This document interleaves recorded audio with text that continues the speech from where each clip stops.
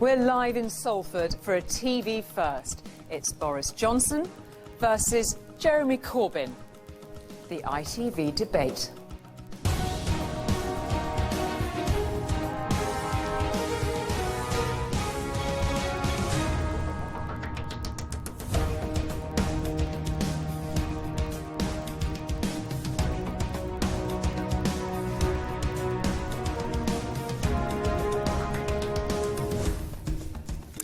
Good evening. In just over 3 weeks, we'll be voting in what many think is the most important general election of our lifetimes. Tonight, the Conservative Prime Minister Boris Johnson and the leader of the Labour Party, Jeremy Corbyn, debate face-to-face, responding to questions from ITV viewers.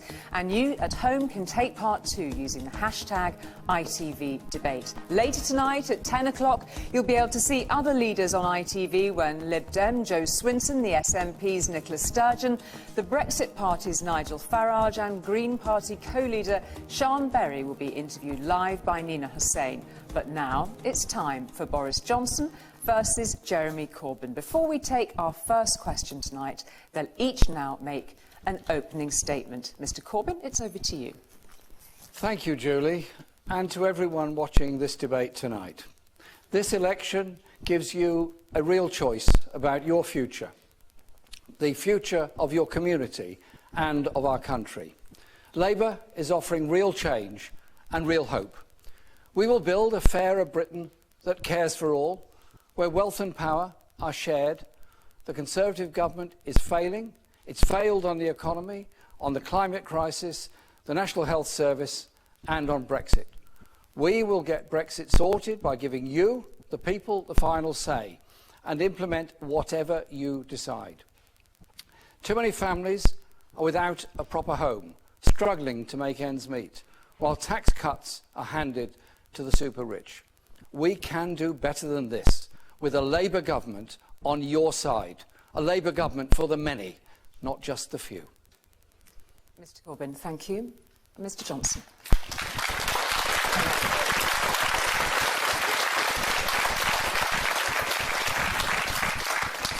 Thank you, Julian. Thank you, Mr. Corbyn. There's only one reason why we're having this election. That is that we have a deadlocked Parliament that will not deliver Brexit. And whether you voted for Leave or Remain, people want to get Brexit done and to unleash the potential of this entire country. And we Conservatives can.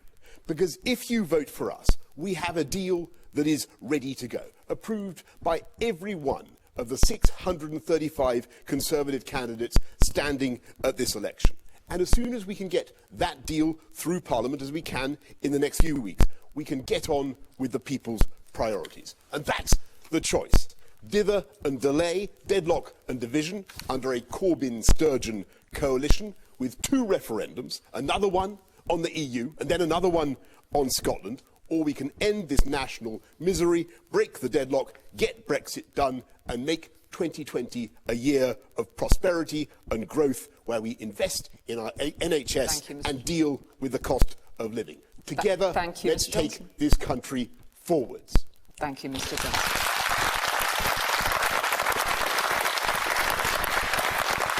Well, we invited viewers from right across the country to submit questions. We've selected the questioners and they are in the studio with us this evening. The 2 leaders don't know what they'll be asked. Also here, the people who will listen to tonight's debate. Some have voted Conservative and some Labour in the past, and some have voted for other parties across the UK. And our first question tonight comes from Kath Sherlock from Bradford. Kath.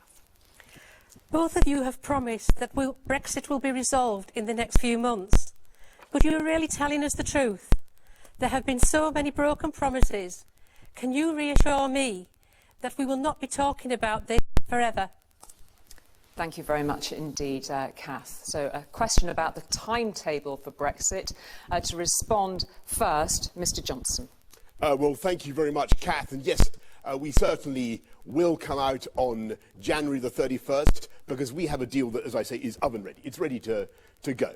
And it's approved, as I say, not just by our friends and partners in the EU, but by every one of the 635 Conservative candidates. And it delivers everything that we wanted from Brexit. Our whole country comes out entire and perfect, England, Scotland, Wales, Northern Ireland together, and there is a sharp distinction between what we are proposing, getting Brexit done, unleashing the potential of this country, and next year, dither and delay with another referendum on the EU when Jeremy Corbyn, Mr Corbyn, cannot tell us which side he would campaign on OK, in thank that you, referendum. Mr Johnson. Your time's up for your first response to Kath's question. Our priority is obviously to get it sorted. We will, within 3 months, negotiate a credible leave option with the European Union, and within 6 months put that to a referendum of the British people to decide between that option of leaving whilst protecting jobs and trade and the Good Friday Agreement with Europe, or remaining as full members of the European Union. That will be the choice put before the British people. The idea that the Prime Minister Boris Johnson's deal can be dealt with and finished by the end of January is such nonsense. What he's proposing is a trade deal with the United States that would take at least 7 years to negotiate, whilst at the same time saying he would negotiate a special trade deal with the European Union. The two things are actually incompatible. Thank you, Mr Corbyn. So let's...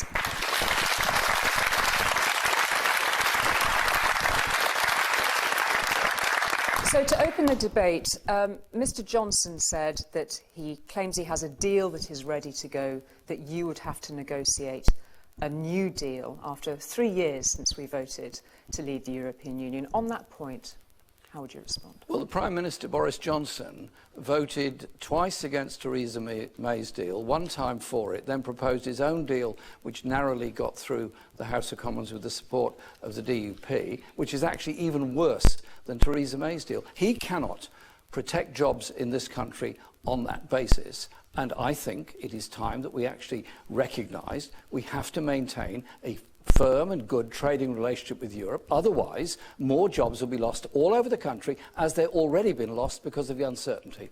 Well, we have a great deal that is supported, as Mr Corbyn says, not just by many members of his own party, but by the entire Conservative Party now. And 635 Conservative candidates have backed it.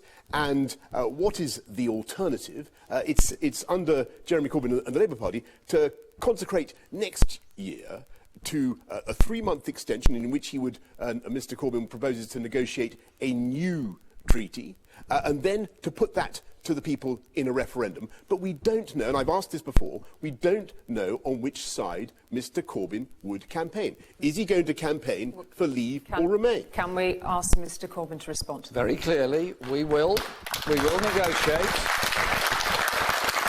We will negotiate an agreement, and we will put that alongside remain in a referendum. And our government will abide by that result. I will carry out the result of that referendum. There will be a genuine choice put before the people of Britain to make their decision, and we will carry it out.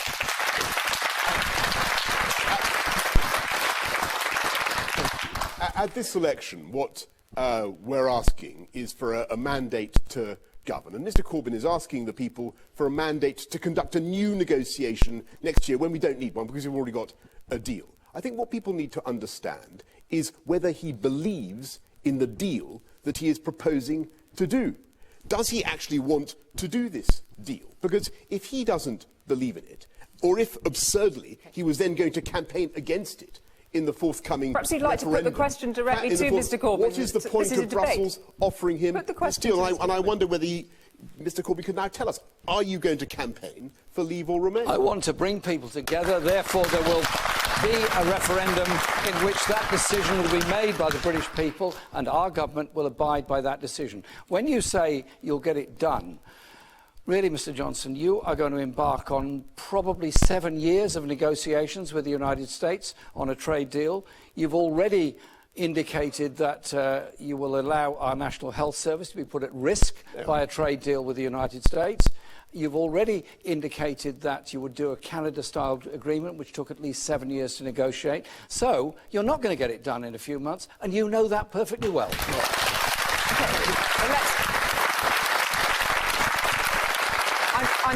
I'm noting here, of course, that we haven't heard whether you would campaign for Remain or to leave in that situation. But it is important that we put the point that you have just made directly to Mr Johnson about this timetable. Let's have a look at the timetable. You reckon that you can get your divorce deal done and a trade deal done by December 2020. Do you stick on a pledge on that deadline of December 2020? Have you dug yourself a new ditch? Absolutely, because people don't forget, people said that we couldn't do a new deal in 3 months. And people said that they would never open up the treaty. They said it was impossible to do. Actually, we succeeded. And we have a great new deal that, as I say, is oven ready, ready to go. And I hear what Jeremy Would you mint Corbyn new has to coin? say Would you mint about- a new coin for December 2020? I hear what people say about we have ample time to do a fantastic free trade deal with our friends and partners in the EU, because we're already in a state of perfect alignment, both for tariffs and for quotas. And we still have not heard, Julie, you will notice, there is I've answered your questions, but there is a glaring lacuna still in this debate. We still don't know.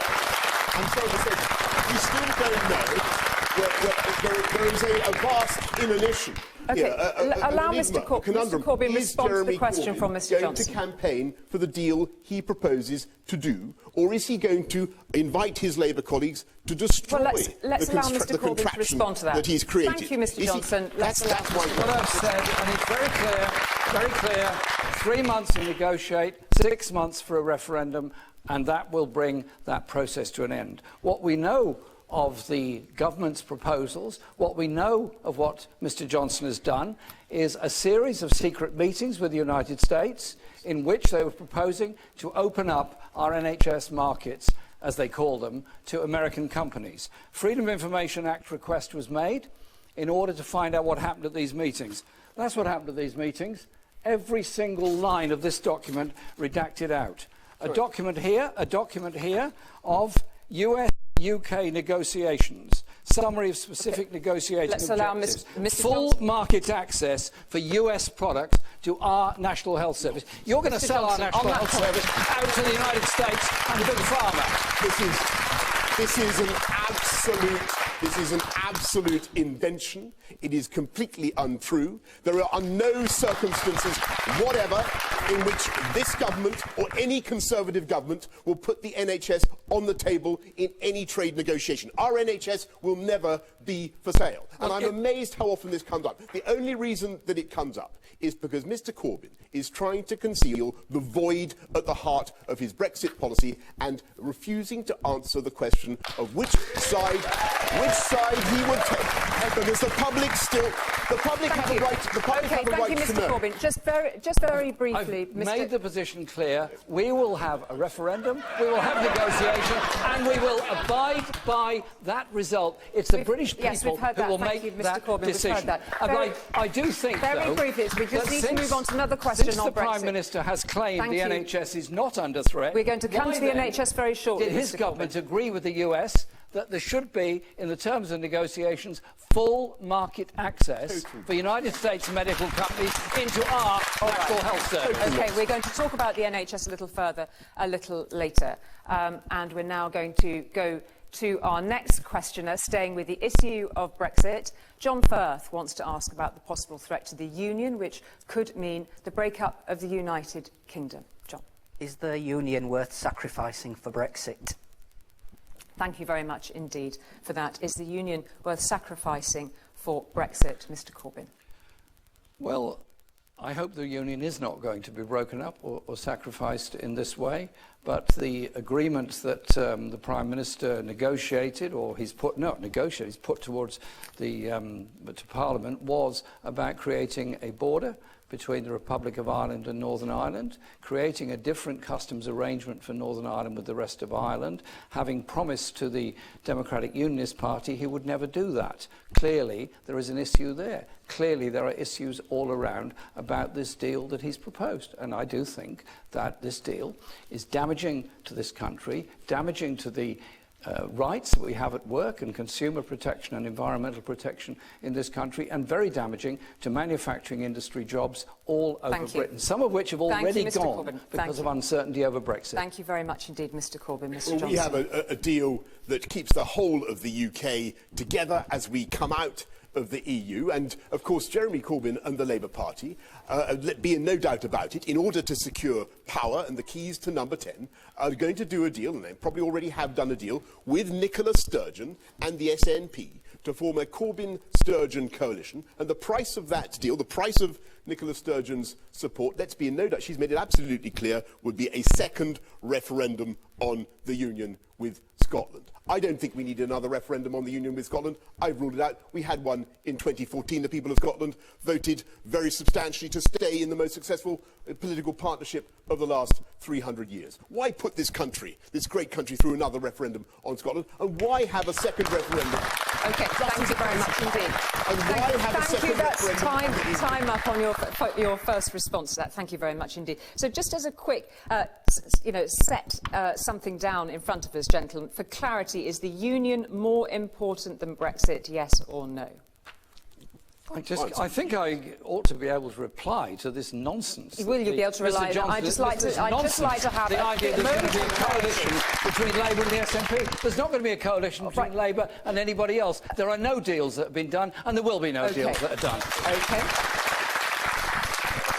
For clarity, is the union more important than Brexit, Mr Corbyn? Yes. Our country is obviously very, very important, and we have to bring this business to a close, and that's why we're proposing a trade deal with Europe or staying in, one or the other, as a way of bringing this issue to a close. Thank you, Mr Johnson. Let's be, the union is, of course, the most important thing. Just to answer the question straight up. The union, and it's a fantastic thing. I'm proud to be not only Prime Minister, but also Minister for the Union. Okay. Now, let's be clear that Jeremy Corbyn has said that he's open to a second referendum on Scotland early in the lifetime of the next Parliament, if he's head of the government. And Nicola Sturgeon has made it absolutely clear that the price of her support will be a referendum on Scotland in 2020. So you're going to have a year of two referendums, one on Scotland and one if you have a let's allow Mr Corbyn to respond. One on Scotland and one on the Mr Corbyn, EU. if you do if you do have to get to a point where you have to make a deal with the SNP, Nicola Sturgeon has already said, don't pick up the phone unless you can guarantee a second independence referendum.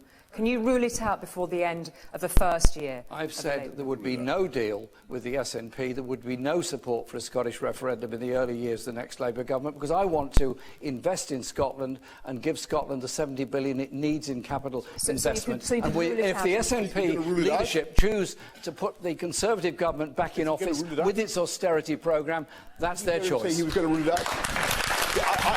I listened Julie, I listened very carefully, as I always do, to Mr Corbyn. I didn't hear him say he was going to rule out a referendum on Scotland. Did you? We're ruling out a referendum. It's perfectly clear. It's perfectly clear that the price of Nicola Sturgeon's support for the chaotic coalition that he would comprise is a second referendum. Let's allow him to respond. Can you rule it out? There's 9 years of chaotic coalitions already. Okay.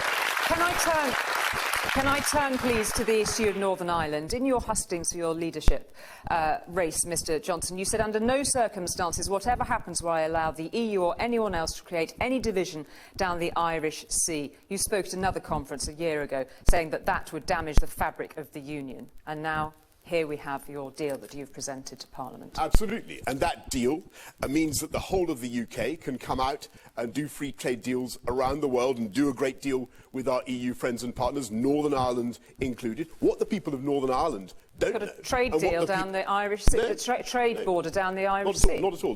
Northern Ireland is part of the customs territory of the UK. It's there in black and white. And what the people of Northern Ireland do not know, and part of our tariff schedules and everything else, what the people of Northern Ireland do not know, and nor do the people of Ireland, is what kind of deal Jeremy Corbyn proposes to do. And he's got 100 of his MPs, and we still don't know, by the way, what he proposes to do, nor whether he is in favour of it or against it. All right. We have 100 of his MPs who have already said that they would vote against it Most of the shadow cabinet. Thank you, are Mr. against Johnson. this Mr. deal. Corbyn, a quick response. Thank you, Mr. Johnson. A quick response. The only Mr. problem Corbyn. with what Mr. Johnson just said is that he said exactly the opposite when he spoke to a DUP conference. You said there would be no border down the Irish Sea. Well, there is. No, on the contrary, the whole of the UK comes out entire and perfect, as I have said.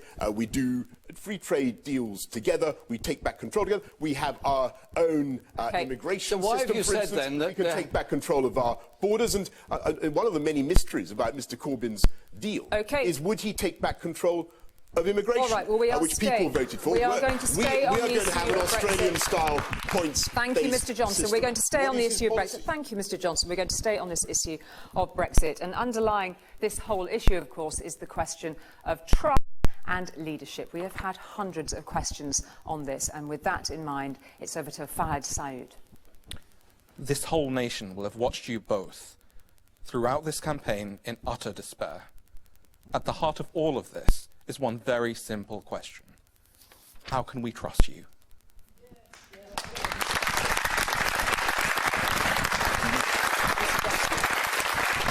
Under your leadership, the debate has become toxic and degraded with an appalling level of lies and childish abuse. How can this nation trust you to have the personal integrity and individual strength of character to look after our country's interest, rescue us from this mess, and bring us back together? Thank you very much indeed. Boris Johnson, Thank you. Is it Fahad? Right, thank Fahad. Well, thank you very much for a very important question. And look, on the issue of trust, I think that trust in politics and in Parliament has been corroded.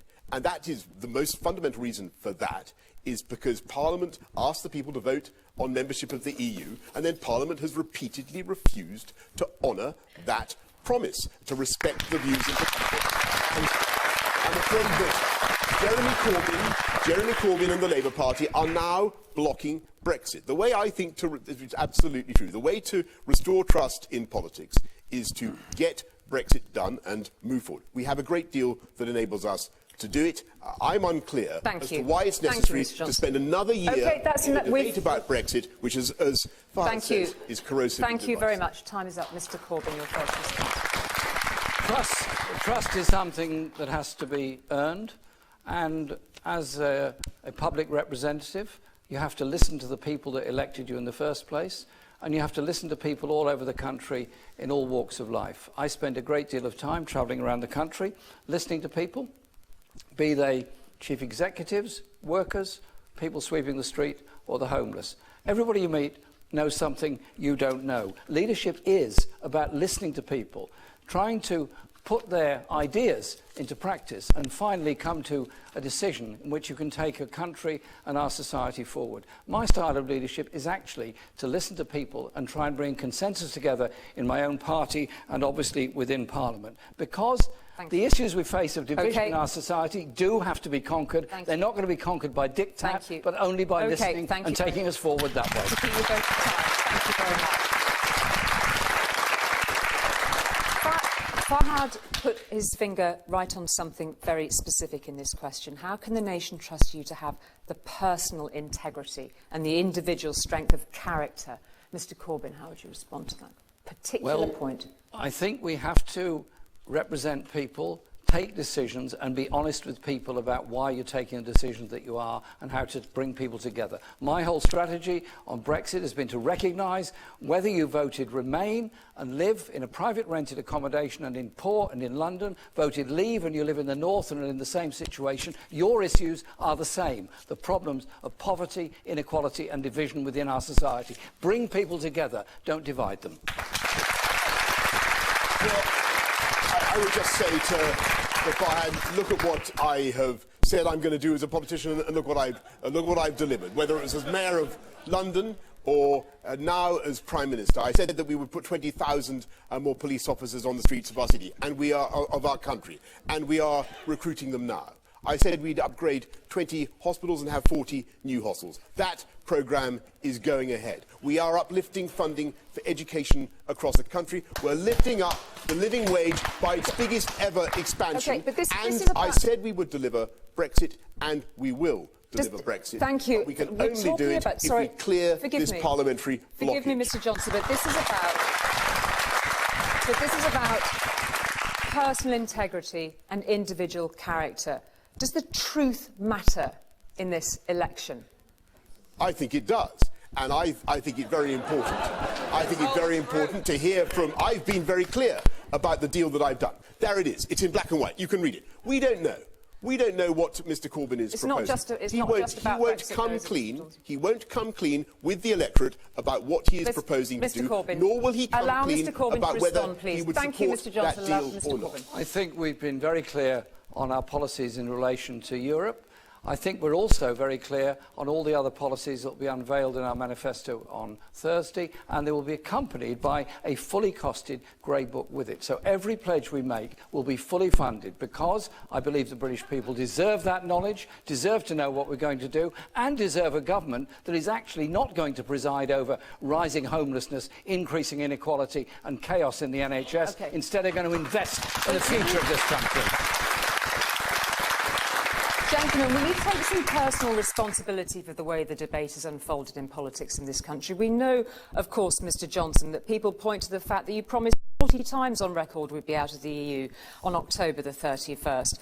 One of your former chief of staff from your time as London Mayor said that you'd betrayed every person you'd ever had any dealings with. And we know, Mr Corbyn, there are big questions about anti-Semitism within Labour, for example. We know that the Board of Deputies of British Jews have said you and your allies have been responsible for turning a once great party into an into a cesspit of anti-Semitism, were their words. Can you both take some responsibility for the way the debate has turned in this country? Anti-Semitism is an absolute evil and scourge within our society. Racism in any form is a scourge in our society.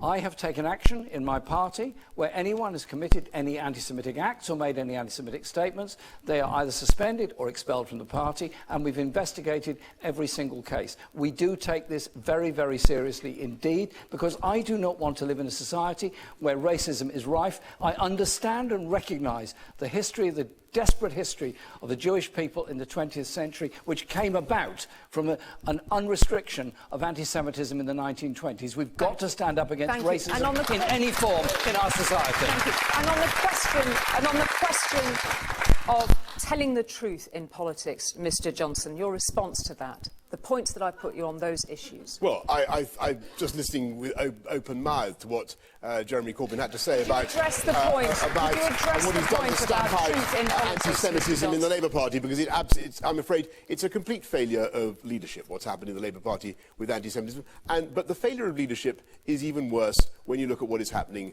on their Brexit policy. Because Mr Johnson, before what you the go any people of further this on country this, want to hear, what they want to hear is clarity about whether he believes in the deal that he is proposing to do. We have heard your points on that, Mr Johnson. This was a question about personal integrity. In Brussels will be doing that deal. This was a question from Fahad about personal integrity and character. So let's just try to take stock before we go for the ad break. There are many people, and many politicians indeed, that feel that the nastiness of political debate in this country has simply got out of control.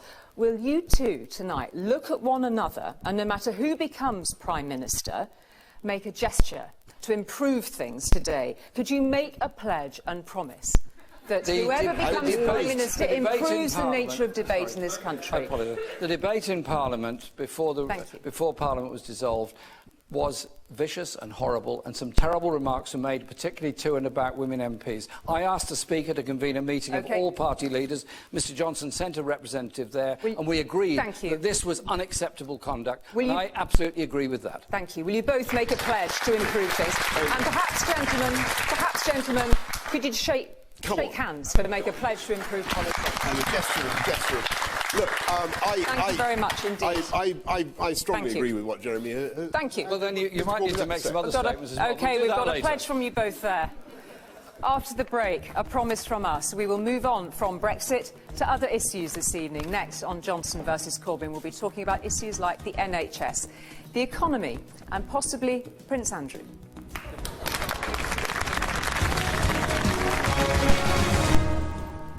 Well, welcome back to Johnson versus Corbyn, the ITV debate. In a moment, we'll take our next question. But remember, this is just the first part of an ITV political double bill tonight. At 10 o'clock tonight, we'll have the ITV election interviews when the Lib Dem leader Joe Swinson, the SNP's Nicola Sturgeon, the Brexit Party's Nigel Farage and Green Party co-leader Sean Berry will all be interviewed live by Nina Hossain. Back to our debate. Let's have our next question, and it comes from Omar Shahab, and it's on the NHS. Omar. I'm a hospital doctor, and I see firsthand the unsustainable pressure on the NHS. Elderly patients stuck on trolleys in corridors, unacceptably long waiting times for operations.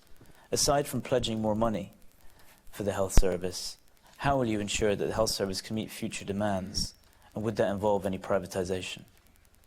Dr Shahab, thank you very much indeed for first response. Mr Corbyn. I think the NHS is a wonderful and brilliant institution, but it is suffering under the most incredible pressure. The staff are unbelievably stressed by the job they have to do and the insufficiency of facilities to deal with it. There are 33,000 nurse vacancies at the moment in the NHS. I'll give you a story. Yesterday, a woman, a friend of mine, died at 6:30 yesterday morning from secondary breast cancer. The day before, she'd gone to hospital at the recommendation of her GP in order to get urgent treatment. She waited 8 hours. The nurses that were trying to help her were unable to get anyone to see her because they were under such strain and stress, and so she recorded a video saying, please, in my memory, make sure nobody else goes through this pain. We've got to fund our NHS properly and fill the vacancies and make sure it's there for all time. It's one of the most civilised things about this country. Thank you, Mr Corbyn.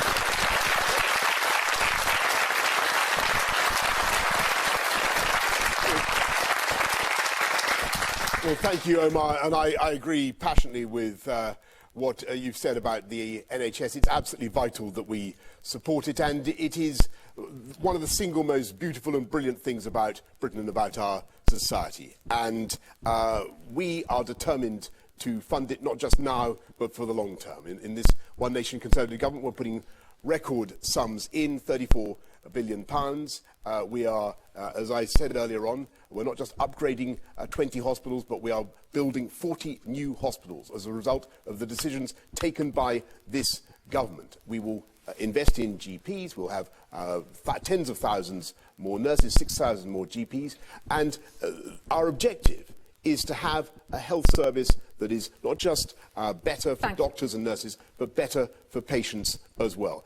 We can achieve that only if we have a strong economy. Thank you. And I'm afraid, which is what we do. Thank you very much indeed. That's your time is up. It will be a huge mistake. Mr Johnson, your time is up. Mr Corbyn. Well, the problem is that the A&E performance is now at its worst ever.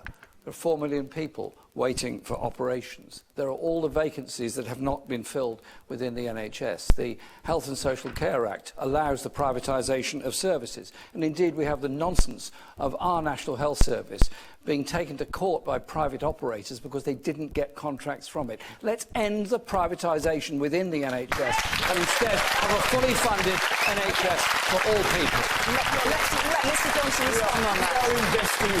We are investing tax. We are investing. It's a specific question on privatisation and private provision. Of course, we're not privatising the NHS, nor do we have any. Of course, we are investing 30. Nor will the NHS. Just let me repeat this point. Nor will the NHS be ever up for sale in any negotiation. Let me repeat that point and lay this myth to rest. Lay this myth. We will continue to fund the NHS massively as we are. We can only do so because we have a strong and dynamic economy, which is, and by the way, don't forget that under Labour they ruined the public finances. They did. Liam Byrne said himself there was no money left. The economy has grown every year in the last 9 years. And what could be more ruinous? What could be more ruinous for the NHS than a crackpot plan for a 4-day week, which would add massively to the burdens not just of the NHS, but of every public service Mr. Johnson. in the country. Mr. Corbyn, respond to this. And this is the proposal for a 4-day week for workers across the economy within 10 years of the Labour government. It is about reducing the working week all across the economy, paid for by productivity increases all across. Britain works longer than most. Well, people need to be aware that actually a shorter working week is probably a good thing for their health and well-being, as is decent pay. What I would also say to Mr. Johnson is that his proposal for 40 new hospitals, which he grandly announced in July, turns out to be 6 reconfigurations without any clarity as to where they're actually going to be. OK, Mr. Johnson. Well, that is totally untrue. We're doing 20 upgrades, and yes, it is true that we are starting with 6, but the seed funding has got in. So where did the 40 come from? 40 new hospitals, and the investment is going in now. And the only reason that investment can be made is because we have a robust economy. And let me make another point. The single biggest threat to our economy and our ability to fund the NHS is our failure to get Brexit done. OK, Ask the governor of that. It's absolutely true. It's hanging over this country and over this economy. It's stopping investment I know coming you in. want to return to Brexit, Mr. Johnson, but in this specific moment, we are talking about the NHS. On the issue of privatisation and private provision with the NHS, sometimes it is there, provided by organisations that are not for profit. It has extended capacity within the NHS. Will you rule out any privatisation in the NHS, any private provision within the NHS under... The principle is to ensure that all people that work in the NHS are employed by the NHS on similar contracts across the NHS. The internal market must go within the NHS, and what is happening is privatisation of services across the NHS, and I think that is very, very damaging to the whole principles of the NHS. We also have problems of social care, which are not being addressed either, and there are about 1 million people waiting for social care at the present time. Thank you, Mr. On that specific point, one quick answer, Mr. Johnson. Will there be a policy on social care in your manifesto, yes or no? Yes, there will, and we think that nobody should pay for their cost of their social care by selling their home, and everybody should have dignity and security in their old age. Thank you very much indeed, gentlemen. Thank you very much for your responses on that subject. Now, of course, you will have heard that both have made significant spending pledges over the past couple of weeks, and not just on the NHS. And Beverly Davis from Newport has a question related to this. Beverly. I'm a care home laundry assistant earning minimum wage. I've worked all my life and have seen the real impact of austerity, which neither of you have. Now, you say there's plenty to spend. I'm concerned because neither of you have ever had to worry about money. You throw it away on silly election giveaways. What can you say to reassure me? Thank you very much indeed. Mr. Corbyn. Well, we've had austerity for 9 years in this country.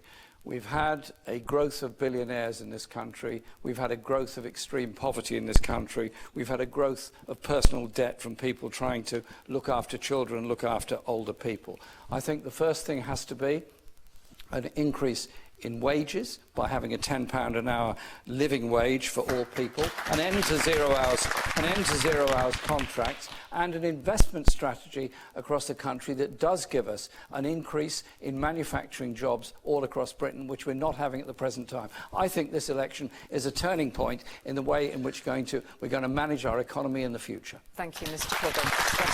Well, to answer the question directly about how we're handling public finances in this electoral period, I would just point out that I have shelved a plan to cut corporation tax, saving, it's already the lowest in Europe. He would whack it up to the highest in Europe, but we've shelved that cut. That gives us the ability to put another £6 billion into the NHS and other priorities. And we will do that. We can do that because we have a strong economy. And what worries me about this country at the moment is that we are going to continue with this pointless paralysis. And I have no hesitation in repeating this point. if we go on with more deadlock and division next year, Thank you. if we fail to get Brexit done, then the economy will suffer. And that is the reality. But Beverly's question was very specific. She's saying now there seems to be plenty to spend. She is concerned that because neither of you have had to worry about money, you'll throw it away on silly election giveaways. Can we have a pledge here from both of you? Simply, is austerity over in the United Kingdom, Mr. Corbyn? We will end austerity. I'm absolutely clear about that. Yes, because it's so brutal on the lives of so many people. Of course, and I believe in investing massively in our public services because we support, and which is what we are doing, but because we support a dynamic wealth-creating sector. And that's why it's a good idea, actually, to believe in business, to support business, to support the wealth-creating sector of the economy. Election, gentlemen. Jeremy Corbyn and the Labour Party have actually said that they want to overthrow capitalism and to destroy the basis of wealth creation in this country. I have to say, I think that would be disastrous for this country. We will, over a period, over a parliament, increase corporation tax to around the levels it was in 2010 in order to reinvest properly in education, in order to pay for the ending of university tuition fees, to give every student a decent chance of going to university and life. And we will start to redress the grotesque levels of imbalance in our society. We're a society of billionaires and the very poor, neither of which are right. Both of you are proposing, both of you gentlemen are proposing extraordinary levels of borrowing. At the last election, we were told by your predecessor, Mr Johnson, that there was no magic money tree. Have you found a magic money tree, Mr Johnson? And have you found perhaps more than one of them, Mr Corbyn? No, we're operating... money forest he's got. We're operating within strict fiscal discipline, and yes, of course, we're investing now in the NHS, and we're investing in our policing and investing in education because we have the fiscal headroom to do so. We're also going to do fantastic things for this country with infrastructure, with uniting the whole country, with better high-speed rail, with telecommunications. We're going to do fantastic things for this country. You can only do that if interest rates are low. Yes. And the rate at which Labour would borrow would push up interest rates for every household in the country. Thank you. A response from on that particular point. The reality of austerity has been to hit the funds of local authorities, has meant the life chances of children have been damaged by underfunding schools, head teachers going out collecting money in order to keep a school going, young people with no after-school clubs, no youth centre to go to, and the levels of dislocation and poverty in so many areas of Britain, deliberately, because of austerity, must and will change. Yes, we will invest in education, we will invest in housing, we will invest in health. Of course, all of this, gentlemen, is, of course, predicated on what sort of Brexit deal either of you might be able to achieve. But we're going to move on to some other subject matters now in our debate, something a little different. We've had hundreds and hundreds of questions from ITV viewers, and now we're going to have a quick-fire section on a wide variety of issues to try to learn a little bit more about where the leaders stand on those other issues. So if you could say in a few words as possible, perhaps even a yes or no, gentlemen, given that we're looking at the clock, that How do you define a few words? Well, just editing, 1, 2, or just give us a clear, precise answer. The first question is Sue from Leeds. Is the monarchy fit for purpose? Jeremy Corbyn. Needs a bit of improvement. Mr Johnson. The institution of the monarchy is beyond reproach. Is Prince Andrew fit for purpose? Before we discuss Prince Andrew, I think we should discuss the victims that are there because of what Epstein was doing.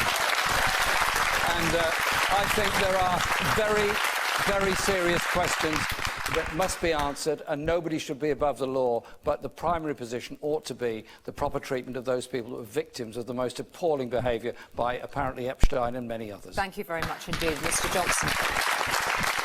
I think all our sympathies should be obviously with the victims of Jeffrey Epstein, and the law must certainly take its course. Of course. Thank you very much indeed, of course. And we know that we've heard from Prince Andrew this week. And we'll move on now to our next question from Andrew from Liverpool. Do you agree that climate change is the biggest issue in our country today? Mr Johnson. I think it's a colossal issue for the entire world. And the UK is meeting that challenge with the most far-reaching ambition to get to carbon neutral by 2050. And I know you're not wanting me to say this, but we need to get Brexit done in order to deliver on those priorities. OK, Mr Corbyn, is it the biggest? It's the most massive issue facing the whole world. When the poorest people in the poorest countries lose out because of flooding and unusual weather patterns, when we have unusual weather patterns in this country, when we have extreme levels of air pollution, we have to have a green industrial revolution where we invest for the future in sustainable industries and jobs and prevent the continuing damage to our natural world and our environment. Thank you very much.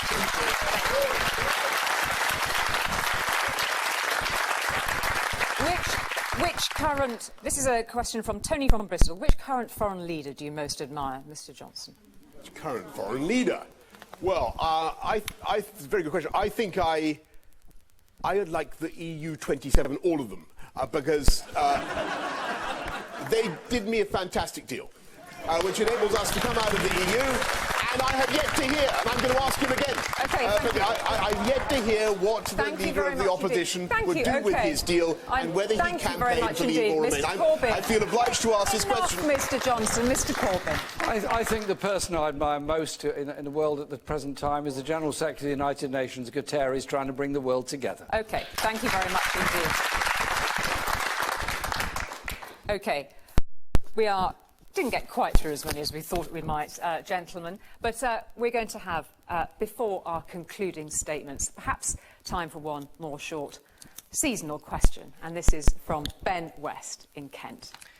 I think we should all learn to be a little more kind to each other, including those we disagree with. With this in mind, and leaving politics aside for a moment, what present would you leave under the Christmas tree for each other this year? Leaving politics aside, gentlemen. OK, leaving politics aside, what gift would you leave for Mr Johnson under the Christmas tree? Well, I know Mr Johnson likes a good read. So what I would probably leave under the tree for him would be A Christmas Carol by Charles Dickens. And he can then understand how nasty Scrooge was. Thank you. Mr Johnson. Well, I think I would probably leave a copy of... since you want a literary effort, a copy of my brilliant Brexit deal, which allows us to... I will wait. Maybe by next year we will be able to see his own... non-political, Mr Johnson. Non-political. Well, I think, what I think, Mr Corbyn... Mr Corbyn shares my love of plants and trees. I think maybe... one of your little cardboard buses, maybe. Some dams and jam. Lovely. Dams and jam. OK, gentlemen, thank you very much indeed for that. He doesn't even want my dams and jam. Thank you. A fascinating 50 minutes of debate. I will now ask Jeremy Corbyn and Boris Johnson for a very short concluding statement. Mr Corbyn first. You've seen tonight the real choice you'll have in this election, and your voice must be heard. If you haven't registered to vote, please go online and do it now. This is a once-in-a-generation election to end privatisation and give the National Health Service the funding it needs, to give people the final say and get Brexit sorted, to tackle the climate emergency that threatens our futures, to invest in good jobs in every region and nation of our country. I ask that you vote for hope and vote for Labour on the 12th of December. Mr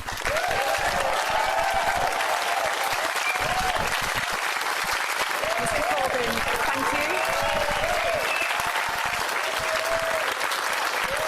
Mr Johnson. Mr Johnson. Our choice is very simple. We can get Brexit done, or we can spend another groundhog year with another referendum when Mr Corbyn, you've heard tonight, cannot answer the fundamental question. Is he for Remain or Leave, and what price would he pay to secure Nicola Sturgeon's support to enter number 10? And if he can't answer those questions tonight, I don't think he's fit to lead our country. So let's end the dither and delay, the deadlock and the divisions. And if we have a working majority, a Conservative majority, I pledge we will have a parliament that works for you, that focuses on the NHS and the cost of living, because when we get Brexit done by January the 31st, we will go forward as a united and confident nation that has shown our faith in the judgment of our Out of time. people. Mr Johnson, Mr Corbyn, thank you very much indeed. That is the end of the first part of our live political programming tonight. An hour from now, we'll hear from 4 more party leaders on what they think matters at this election. That's the ITV election interviews. But for now, from Salford, from all of us here, good night.